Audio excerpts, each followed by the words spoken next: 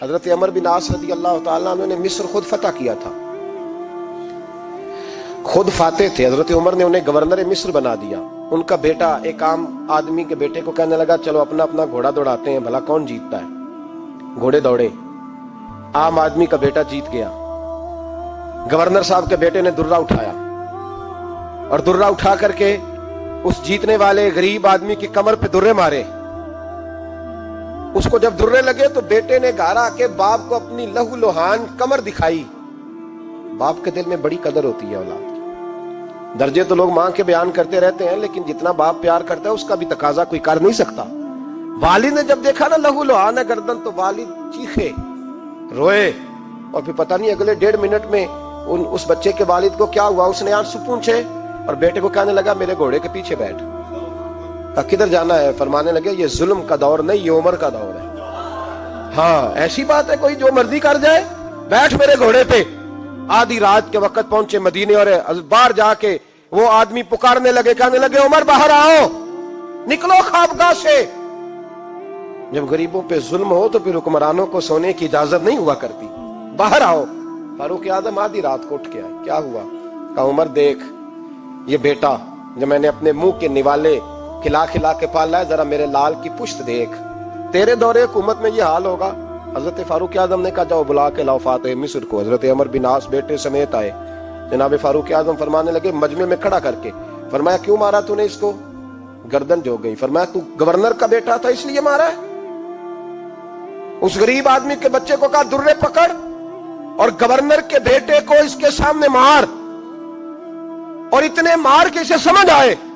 جب اس کو درے لگ رہے تھے تو لوگ دیکھ رہے تھے.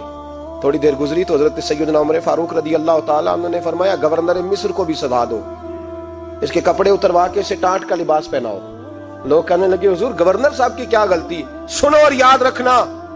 حضرت فاروق اعظم کہنے لگے اس بچے کے دل میں بات ڈالی کس نے کہ تو گورنر کا بیٹا ہے؟ کس نے بات ڈالی کہ تو چودھری کا بیٹا اور باقی کمی ہوتے ہیں؟ کس نے سکھایا اسے؟ وہ طاقتیں بھی ہم کچھ لیں گے جو سکھاتی ہیں کہ فلانا بڑا ہے فلانا چھوٹا ہے. فرمایا نا، جب کوئی رسول اللہ کا کلمہ پڑھ لیتے ہیں وہ برابر ہو جایا کرتے ہیں. اس کو کس نے سکھایا؟ کس نے سکھایا اس کو؟ گورنر کو بھی. اور پھر حضرت عمر نے تاریخی جملہ کہا حضرت عمر بن عاص کی طرف دیکھ کے، فرمایا جب اللہ نے ان لوگوں کو آزاد پیدا کیا تم نے کیوں غلام بنا لیا ہے؟ جب رب نے آزاد پیدا کیا تم نے کیوں غلام بنایا ہے؟ عزیزو یاد رکھو جب انصاف کا بول بالا ہوتا ہے پھر کوئی آدمی ڈرتا ہے. یہاں انصاف نہیں ملتا. اور میں آپ خود ایک بات یاد آ گئی. حضرت عمر کا زمانہ تھا تو غسان کے بادشاہ نے کلمہ پڑھ لیا. جو لوگ غریب کہلاتے ہیں نا وہ ذرا میری بات پہ زیادہ توجہ کریں. غریبوں کو سنانے لگا ہوں، غریب ذرا توجہ کریں. غسان کے بادشاہ نے اسلام قبول کر لیا، اور اسلام قبول کرتے ہی وہ آئے حج کرنے. حج کے بعد فارغ ہوئے تو ایک نفلی طواف کر رہا تھا غسان کا بادشاہ شاہ غسان. آج تو خانہ کعبہ میں بھی VIP پروٹوکول ملتا ہے، آج تو مسجد نبی میں بھی VIP پروٹوکول ہوتا ہے. یہاں آ کے بھی، یہاں بھی اور دیکھتے صحیح تو کھڑا کہاں ہے. یہاں بھی پولیس والوں نے بازو پکڑے. سوچو تو صحیح یہ حال کر دیا تم نے مذہب کا. طواف کعبہ ہو رہا ہے اور غسان کے بادشاہ نے جبہ پہنا ہوا ہے باریک اور لمبا. وہ طواف کعبہ کر رہا تھا تو ایک غریب آدمی کا پیر اس کے جبے پہ آ گیا. جب پیر آیا تو اس نے پلٹ کے غریب کے منہ پہ تھپڑ مارا. جب تھپڑ مارا تو اس غریب نے سیدنا فاروق اعظم کی عدالت میں مقدمہ کر دیا. کہا بادشاہ نے تھپڑ مارا ہے. حضرت عمر فاروق رضی اللہ تعالیٰ عنہ نے بادشاہ کو بلایا. فرمایا تو نے اس غریب کو مارا ہے؟ کہا جناب اس نے پیر رکھا تھا. تو فرمایا پیر رکھا تھا تو کیا ہو گیا؟ تو نے کیوں لمبا جبہ پہنا تھا؟ تجھے سمٹ کے چلنا چاہیے تھا. کہا میرے لیے حکم کیا ہے؟ حضرت عمر کہنے لگے یہاں اسے رات میں راضی کر لے، ورنہ صبح اسی جگہ اسی کونے میں خانہ کعبہ کے سائے میں وہ غریب تیرے منہ پہ تھپڑ مارے گا اور تجھے تھپڑ کھانا پڑے گا. غریبوں سنو سنو، ساری رات وہ غسان کا بادشاہ غریب کی منت کرتا رہا تو راضی ہو جا. غریبوں تم سے شکوہ ہے، تم 2-4 لاکھ پہ راضی ہو جاتے ہو. غریبوں تم سے شکوہ ہے، تم انصاف ہونے نہیں دیتے. غریبوں تم تھوڑی تھوڑی بات پہ مطمئن ہو جاتے ہو. تھوڑی تھوڑی بات. جتنے غریب تن ہیں لباسوں سے دور دور اتنی ہی چادریں میں مزاروں سے چھین لوں، اور جتنے غریب گھر ہیں उजालों से दूर दूर, उतनी ही रोशनी मैं सितारों से छीन लूं। इतनी तो हिम्मतें हो मेरी कम से कम बुलंद, कि शाहों के ताज फख्र इशारों से छीन लूं। तुम्हारी ज्यादती है, तुमने जुल्म परवान चढ़ाया है। जब तुम चौधरी के कहने पर, एमएनए के कहने पर राजी हो जाते हो, तुम इंसाफ होने नहीं देते। डटना सीखो, खड़े होना सीखो। जब उसे कहा ना राजी हो जा, तो वो गरीब कहने लगा मैं राजी हो जाऊं और कल तो किसी और को भी थप्पड़ मारे। फरमाया जितनी तेरे पास दौलत है ला के कदमों में रख। हम दौलतों की परवाह इसलिए नहीं करते कि हमने मोहम्मद अरबी का चेहरा देखा हुआ है। अब मेरी निगाहों में जचता नहीं कोई, इसलिए कि जैसे मेरे महबूब है वैसा नहीं। तुम असर लेना छोड़ दो, तुम असर बड़ा लेते हो। हाँ, तुम्हारे ऊपर चीजें असर अंदाज होती हैं, इसलिए इंसाफ नहीं होता। डटना सीखो, खड़े होना सीखो। जो भाई डट जाता है ना, वो बड़े कमाल कर जाया करता है। सारी रात मनाता रहा। हजरत उमर से कहने लगा वो नहीं मानता, तो जनाब उमर कहने लगा फिर तैयारी कर ले। हम बादशाह नहीं देखेंगे, दौलत नहीं देखेंगे, हम रसूलुल्लाह का दीन देखेंगे, हम नबी पाक का निजाम देखेंगे। वो बादशाह रात को दौड़ गया, भाग गया, जाके ईसाई हो गया।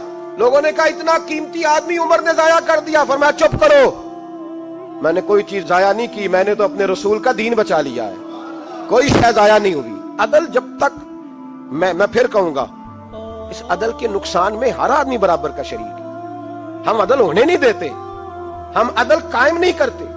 हमारा तकाजा ही नहीं कि अदल हो, हम अपने आप को अदल के लिए पेश ही नहीं करते, मिजाज ही नहीं।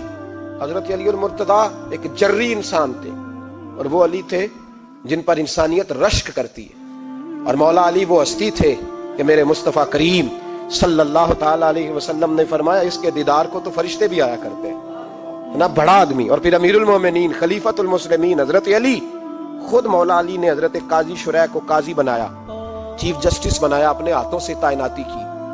हजरत मौला अली रदी अल्लाह ताला अन्हु की जिरा गुम हो गई।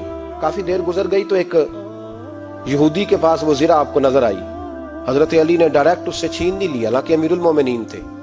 हमारे यहाँ डंडा भी बड़ा चलता है ना, जो ताकतवर होता है वो तो थाने जाता ही नहीं, उसको जरूरत नहीं, उसने तो बंदे रखे हुए हैं, उसको तो पता है काम कैसे लेना है। लेकिन हजरत अली ने आईनी रास्ता इख्तियार किया, कानूनी रास्ता। काजी साहब की अदालत में मुकदमा किया कि फुला यहूदी के पास मेरी जिरा है और वो चोरी हो गई थी, गिर गई थी, गुम गई थी, मुझे दिलाई जाए। काजी साहब ने बुला लिया यहूदी को, अमीरुल मोमिनीन भी कटहरे में।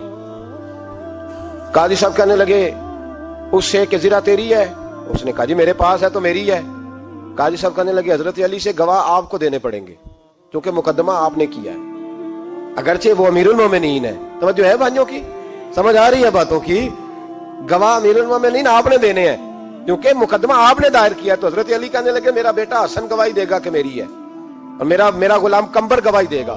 काजी साहब कहने लगे हुजूर इनकी गवाही दुरुस्त तो है, पर मैं नहीं तस्लीम करता, इसलिए कि बेटे तो बाप के हक में बोला ही करते हैं, नौकर तो आकाओं के हक में बोलते ही हैं। जाए कोई गैर जानबदार बंदा लेके आए जो गवाही दे। तो हजरत अली खामोश हो गए, कहने लगे अभी मेरे पास ऐसा कोई गवाह नहीं। काजी साहब कहने लगे चलें फिर आप यहूदी को राजी करें, आपने क्यों बिला वजह घसीटा अदालत में, राजी करें, इंसाफ का तकाजा है।